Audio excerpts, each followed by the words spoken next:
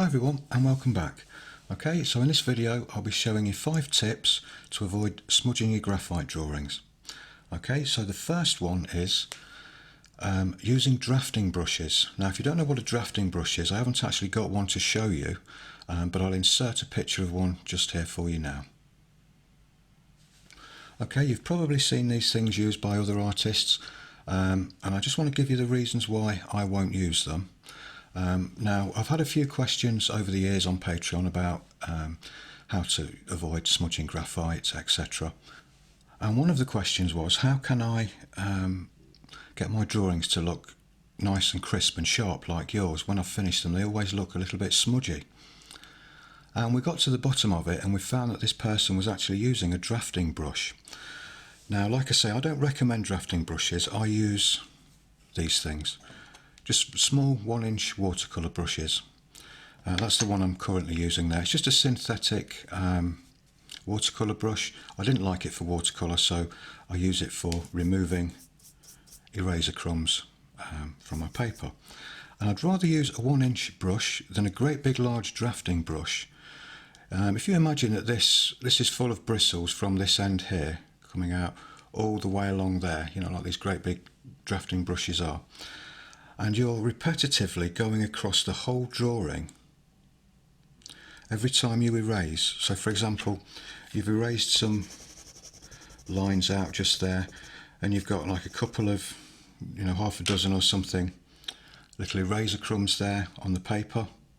Why would you want to go across the entire paper with a great big huge drafting brush when all you need to do is just literally use the corner? You don't even have to use the full length of these bristles like that. You can just hold it on the corner like that. So you're only using half a centimetre of brush there, and you can just go like that and it's gone. Because what's going to happen is, if you're repetitively brushing over your work, and the techniques in drawing that I use, we do use a lot of erasing out for highlights and textures and that kind of thing, and as soon as you've got eraser crumbs on there you must get rid of them. So we are repetitively brushing our work with a very small brush, but it's not having a detrimental effect on the rest of the drawing. But it certainly will if you're using a great big drafting brush and you're repetitively going over the drawing time and time again each time you need to, you know, remove some eraser crumbs. And you could go over your drawing over 100 times, you know, in one sitting, you know, until the drawing's finished. On a 30-hour drawing, it could be hundreds and hundreds of times you actually brush over your graphite work, and eventually you're just going to smudge the graphite over all of your highlights. You're going to soften all the lines down. Every time you do that, it's going to have that effect on your drawing.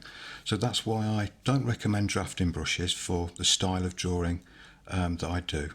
Now, drafting brushes are okay if, for example, you're doing a graphite line drawing and maybe you're going over that drawing with ink, and then at the end of the ink drawing you're erasing out any graphite lines or marks that you can see there, so it just looks like a clean ink drawing. Yes, use a drafting brush to get rid of all the eraser crumbs then, because you're not going to smudge the ink, are you? But like I say, for graphite drawing, the style of graphite drawing that we do here, definitely would not recommend using drafting brushes or large brushes at all. These are perfectly fine. They get the job done perfectly without over smudging or over blending your work. Like I say, you can just use the corner just very lightly just to pick up those crumbs, and you've caused no detrimental effects to the drawing, you know, because you'll move away from that area after 5 minutes, you'll work on another area. So it's not like a repetitive brush over the entire area all of the time. So doing it that way, you won't see any detrimental effect or any unnecessary smudging on your work. Okay? So, tip number 2. Now, you've probably got one of these, the good old set square. I've got several of them, but there's only really one I'll recommend, and it isn't this one. It's this one. Let's just move that one out of the way. Okay, it's the Rotary set square. They come in a variety of sizes. This is the smallest one they do. And the reason I like this one is because it doesn't smudge my graphite drawings. And that's because it's got a handle on it, and it's got these, I don't know if the camera's going to pick this up actually, if I kind of tilt it around in the light a little bit. Can you see these little little bumps on it. Look, they're actually called ink nubs or ink nibs. Ink nubs, I think. But they're all the way around the edge of the set square there. So essentially what's happening is, when you put your set square on the paper, those ink nubs are holding the flat surface of the set square off of the paper. Not so in this case though, because this is completely flat on all sides, and if you're using this and you're sliding it around your work, you know, to draw lines and angles and things, sliding it around the paper, that's going to smudge your graphite. And there's no handle on that either, whereas the handle on this, it allows me to pick this up and place it where I want without having to slide it around as I'm using it. I can just simply pick this up and place it without smudging the graphite. And it's the same with rulers as well. This ruler here, look, it's got a handle on it, and instead of having a flat ruler that you're pushing around the paper and sliding around the paper, you can just pick this up and place it where you want it without pushing it over your graphite drawing and running the risk of smudging it. So I highly recommend you know, rulers with handles on them, set squares with handles on them, particularly if they've got these little ink nubs on them, because even if I do forget and I do slide this around, I'm not sliding the entire surface of the set square over the drawing. It's only really those little tiny ink nubs, and they don't make any marks at all as you're sliding that around. They're perfectly smooth. So I highly recommend getting yourself one of those. Okay, that'll really help you to avoid smudging. Okay, so tip number 3. Now you've all seen me use kitchen paper to lay over my drawing, so I'm not pressing my hand on the graphite, and as I'm shading with the pencil, there's no movement being transferred onto the graphite. It's being protected by this paper, so essentially I'm not smudging the graphite when I use that. Now a lot of people like to use this stuff. This is called glassine. I've used it in the past. It's very good because you can see your drawing underneath it, and it's very smooth as well. It's not that I don't recommend this, it's just I'm going to give you the reasons why I don't use it. But if you do use it, I'm going to give you a quick tip on how to use it properly. Now the first thing you'll notice is when you use it, well, I'll just quickly mention actually my board here is at an angle of about 15 to 20 degrees, so it's at a slight slope. Now the first thing you'll notice that when you put this on your paper, it slides down, okay? It's very, very slippy, whereas kitchen paper won't slide. Wherever you put it, it stays put. And I found that when I'm drawing with this under my hand, not only does this move around, you can see the glassine moving there, it often moves a lot more than that. You can kind of get, you know, that kind of effect with the glassine. But not only does it move around under your hand, but when you take your hand off, sometimes this slides down and I'm forever putting it back and it's sliding back down. So I've got that friction there all the time. I've got something moving over the graphite, which I don't want moving over the graphite because essentially it's going to smudge it. So if you do use this, the best thing to do is get a little piece of masking tape or washi tape or something and stick a piece on the edge and stick that to your board to hold it in place, so that as you're drawing with it, it's not moving under your hand, and when you take your hand off, it's not sliding around and falling off your board. Okay? So it's like I say, it's not that I don't recommend it, I do recommend it, it's very good stuff, but make sure you tape it down. I'm just too lazy because I find that if I tape it down there and all of a sudden I just want to adjust something there, I don't want to have to untape it there, stick it back just there and work just there, then untape it again and stick it back there.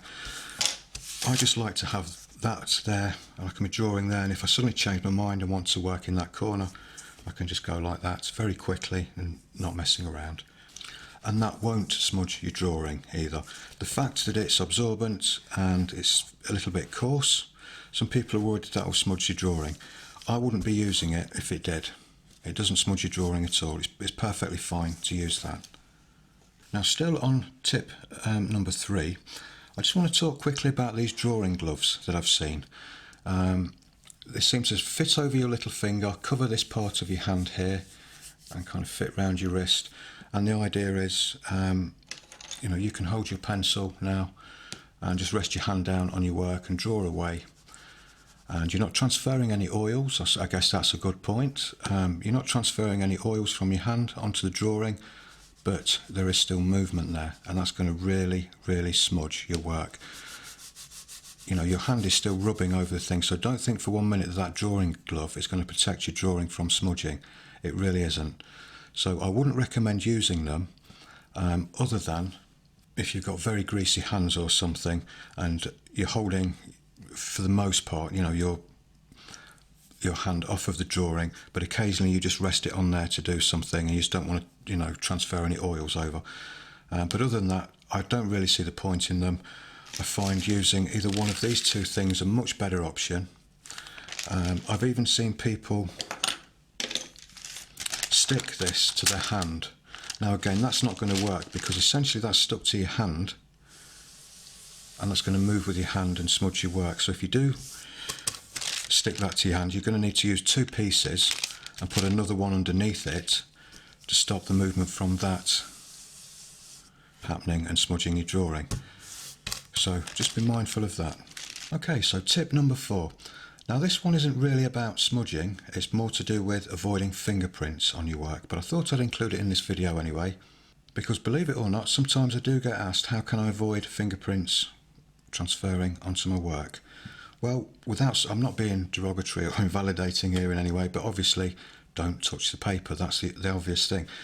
But I understand what you mean because it's unavoidable, isn't it? We have to tear the paper out of our pads. If you've got a pad like this with a glued edge on it and you're tearing it out and we're sticking it on a board, we need to touch the paper somewhere down the line. So you can either use gloves if you want to, that's one way to avoid it, or what I do is I very carefully hold the paper on the edge, because you'll notice on my board here when I tape the paper down, where the tape covers over the edge of the paper, I'm going to be left with a clean white border there when the drawing's finished. So as long as I be mindful about that and not hold the paper over here or get my hands on it anywhere other than just a fraction over the edge like that, I should be able to, without touching the paper, I'm just holding the seam here, I should be able to just pull that out like that.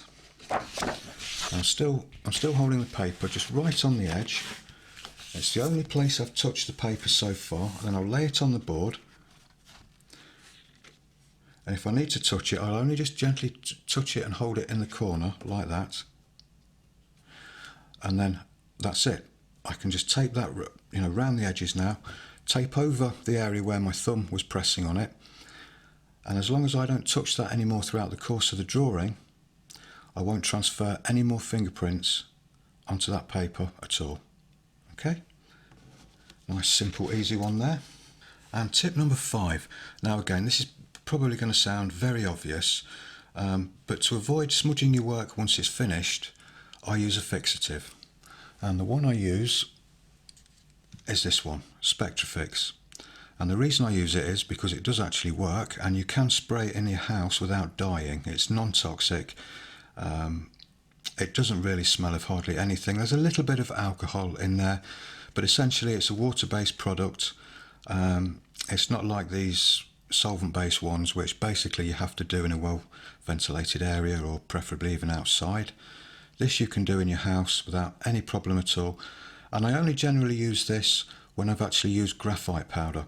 Sometimes I don't tend to spray the drawings if I haven't used graphite powder on them, but where I've used lots of graphite powder for a sky or something like that, there's a good chance that that may smudge, even though I store the drawings in plastic wallets, clear plastic wallets, and put them in a folder to protect them. Just even sliding them in and out of those plastic folders can smudge graphite powder quite easily. So I tend to use Spectrafix, and that does a nice job of fixing the graphite drawings.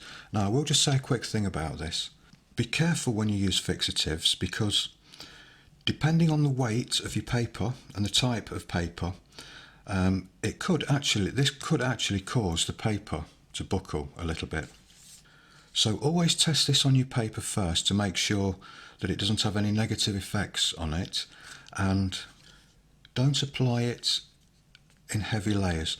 Just apply it very sparingly. It's better to put 2 or 3 very light, sparse layers on there than try and get the job done in one go with one thick layer, because the more moisture you get on that paper, the more chance you've got of running into problems with the paper warping and buckling, etc. So just be careful of that as well. Okay, so there we go. There's 5 tips there to help you out with your graphite drawings to avoid smudging and fingerprints and everything. Now, the products that I've mentioned in this video, I will leave links in the description for them below. There will be affiliate links. I will get a small commission if you buy through those links, but it's at no extra cost to you. Okay, so thanks very much for watching. I hope that was helpful to you. Look forward to reading your comments as always, and I'll see you in the next one. Take care everybody. Bye for now.